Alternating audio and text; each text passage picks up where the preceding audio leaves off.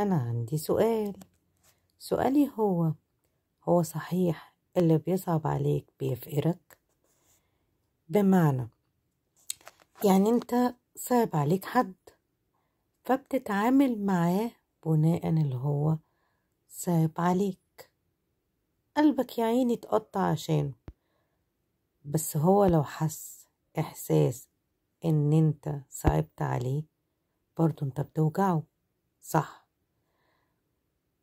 بمعنى إن أنت اللي يصعب عليك بيفقرك في إيه؟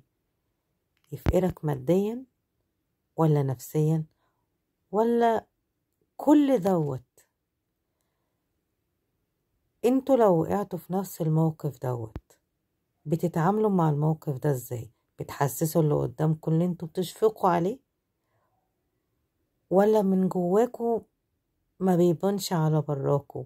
فاهمين قصدي اوصل لكم ايه؟